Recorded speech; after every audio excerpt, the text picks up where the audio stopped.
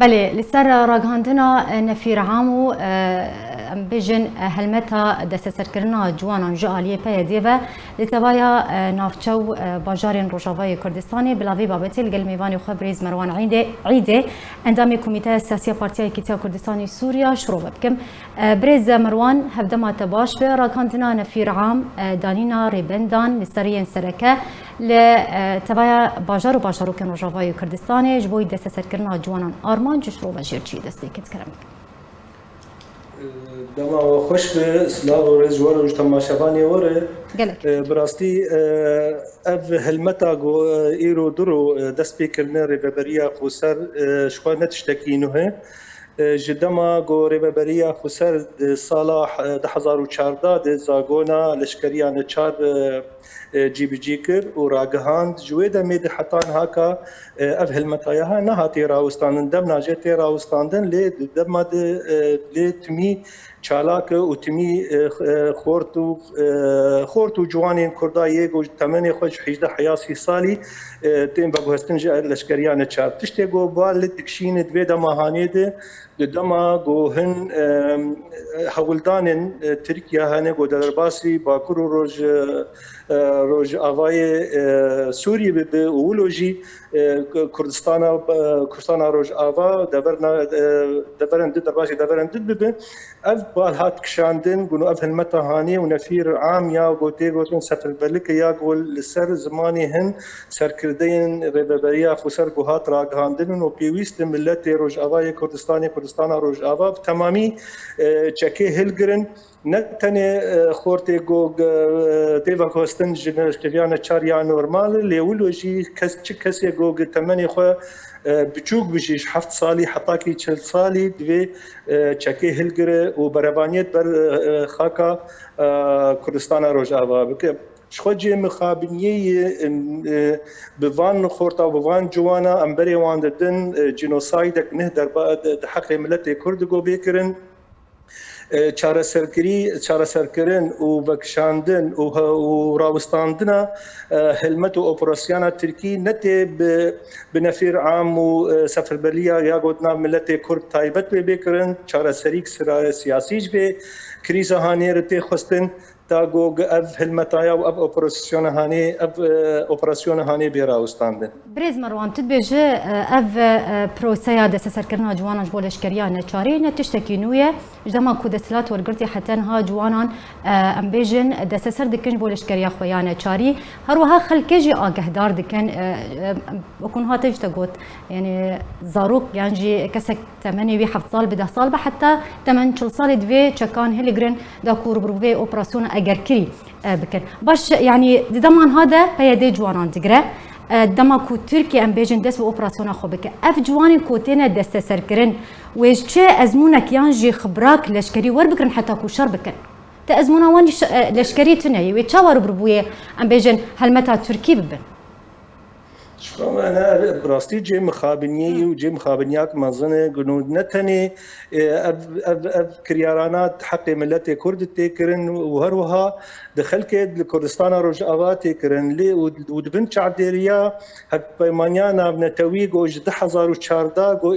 2013 و 2014 و برنجك فرمي لرجعوا كردستاني دسهلات دار جي مخابنية شو أف كسي تمن بتشوك نتني كسي جوج صالي حطاكي 11 صالي يعني كاسيغو خورتي خندوان وجوانين كرداغو 8 خو 11 صالي تشتكي يعني تخبرته تازمونا وان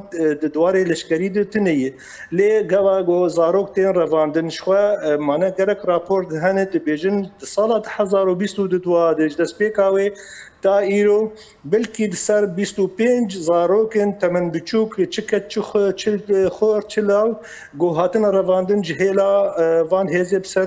بری بریا هانه دو هولوجی سر پارتیا پیاده شوات ازمون وان دواره لشکری تنیه مخابن بری وان کسانات داین جنوسایدک نود حق ملت کرد بکرن دیس جیز دوباره دکم تی خواستن جویری و بریان و هر وا سرکرده نوی وان خالق و جوان تی خواستن پیمانیان نتوی و تایبت ج امریکا و ولوجی دوان دانستندن گودنابینا و انجمن اجتماعی کردی ده وان خالنا جیب کن امی تبد کاربن روج آوای کردستان روج آوا بپارێزن وی چاغی نحو جداری سەفەربەریەک نهن جبر خەلکێمە ملەتێمە ئیرۆ ڕۆ نەئامەدەنێ بەرێ خۆ بن بێ سەفەربەریە هاانی ملەتێمە بەرێ برچینە ملەتێمە بەرێ تازینە ملەتێمە ڕۆژانە بسەدا گۆتت بینێ نەبێژم بەحەزارە لەسەر دەریێ گازیانە گۆفرێک گاز گۆکاربن گەپەک خواردنا خۆ سەرچێکن ئەم ملەتێ گۆ برچی بوو ملەتێ گۆ تازی بوو وێ چ کاربێ بەرەوانیە بکە وێ چلۆ کاربێ چەک هەلگرێ گۆ بەرامبەری هێزا بلکی تێ دناسین هێزا ددوایی حلفێ نێتۆ دە ئەمێ کاربن بەرامبەری وێ بسەکن و ئەمێ کاربن سەر ڕۆژ ئاوای کوردستانی بریارên wisa ji aliyê peyedê çi leşkeriya neçarî be desteserkirina ciwanan be hete çira deyekê bandora xwe li civaka Kurdî kiriû ev biryar hete çira deyekê bandora xwe li ser ciwanên Kurd li Rojavayê Kurdistanê kirî من اویا براستی مترسیه گل که مزون بناف خلک مت شکی نتنی بناف وان جوانا ده ولو جد ناف خلک منی روجاوای کردستان روجاواد گو خلک نما آرامی آرامی جمعان تنی خلک ما روجانه گو تبین سر سینورا یه گو سر سینور نابینا باکور کردستانی و روجاوای کردستانی گو بدست جندرمی ترکیه یا تین کشتن یا تین اشکنجه کردن اف خلکانا روجانه در بدر خوازن بگن دورک آرام گوبین پاراستن جوان کریارانا جهم رواندنی و جهم برنا لشکریان نچار شخوا باندورا ویکی براسی گلکی نیکاتیف هیل سر ملت ما و جیانا وانی روجانا خلق دخوازن گانا درگه حق وب گوت کسکی نما تکسکی لروجاوای کردستان بین خلقش ایرو رود بازدانی فکرن دربیت فکرن نما جبرگو آرامی نامینه هم جهله که به روزانه دواره را کاندنی و تیت ناسین گو اپراسیونه که بلز هی جهله ترکات ولوجی او ناکوکیه گود نابینا وان و نابینا ترکات ولوجی او دانو صندنی وانی حتی برجیم رجی گو تا آرامیه ناین دبره جبر ولوجی تمی ملت کی نچاره ارمان جاوینی سرکه ایرورو چلو گو جوالات خو و جمال و ملک خو و زبیه خو در به و بری خو بده دبرک آرام بکارب جیانا خوی نورمال بردوام بک برز شخوا قصده و پیده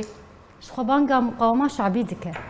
بنارین تا مقاومه شعبی یاکو قصده و پیده بانگی دکن بده سرکرنا جوانان وی بسر بکوه گورکو اول بام دکن لسر ویکه نخیر تجاری بروانی بویرنگ هانی نایکرن بسینگاک وکری و بجوانان و ملتکی یعنی بجماوری خوا و بجوام بکردات و نتنی کردات تنی به همو پیک خاطیل کردستان روج آوا تنکاری برانبری دولتک مینا ترکیب سکنه و تنکاری جی مینا هیزک لشکری و سپاین رژیم جی حتی امرا وستن گونا امریکا دبری بی آن روستل دبری بن يعني برا تكارب هم بري في دولة هاني بسكنة دفيت هن خالن باوريه تشيك نابين اخوا وبيكاتيه في منطقه نابين اخو انجمنا اجتماعي كردي ولوجي او خالي قدهات خوستن جهلا امريكانا ولوجي جهلا انجمني جيبان خالانا جيبك هنك اراميل دوري تشيد بي وخلق باوريا وانجي بي هاني بي باوريا وان بيري بري هاني بي وبي خوستن جي جوان تبدا جي كونو بارك خرابن وبروانيت برخاكا خود بكن برز اما بين سر دوسايا كوريتا بن شافكري كواتيا بن شافكرن برياده مكي چرانويسا كوريتا چي تشتكينو درباري بيجوچونين دوسايا كوريتا هي شخوانا جيم خابنيي ايرو چل رو سر دست سرکرنا ویدر بنچاکرنا حمید عید درباز دبه حتان هاکا براستی چارنوساوی ندیار بو جبلی انو دو ام هاتن اگه هدار کرن دریا کسایتی کی گوگج حبس علايا دركتبو او حكم خبريبو دركتو ام هاتن اگه هدار کرن انو ايرو نو كرمل حبس علايا و امكارن وي بيبينن هنكي براستي رحتي الجي جمع شكر دماغو إيرو خوامه خشكامه وبسمامه كي لاوكي آبيم تشون حبديتن بير كرن كيليكا كبلكي دمج ميربو نيف ساعته بو كاريبون وهبديتن بير بكن حوجداري هنكي براستي هنكي درمان جير لازم بو هنكي روشاويني تندرستي نقلكي آرام جبري دنا أنا تشتكينه كاريبون درمان جير ببرانا كاريبو هن برجير ببرانا روشاوي باش الجورجو أم أجهداري هاتش مارجو روشاوي باش آرام مالبات تا كوريتا ديتن حميد نيف ساعتين اللي قالوا رونشن أو ديتن تبحث روشاوي كن لو كي داري أو ديتن لعمودي كوريتا نا او زندانا علايا بري زندانا ريجيمي بو وشو بشتيغو ريبي دستي قداني سر ايرورود بن كنترولا ريبريا خسر دايود بن كنترولا هيزويني او لهيدن باش يعني او الينكو ام بيجن بيدي كو كوريتا بن تشاف كرنا ويكانجي كوريتا سر بس بردن تشد بيجن درباري دوسايا كوريتا براستي نديار يعني هين سازيه كواني برنجكي فرمي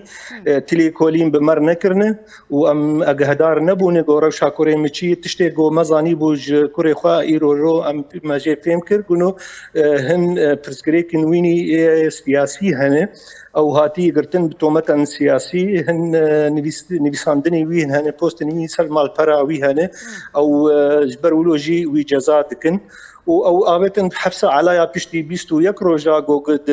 اودين بتني دماي اودين تاريد ماي بيشتر او فكو هستن حبسه علايا بيروشاوي تشتيغ ما فهمكرش مروفي مني خلكي مني جو او ديتني روشاوي ارامي وروشاوي باشي اريد زنداني دي لي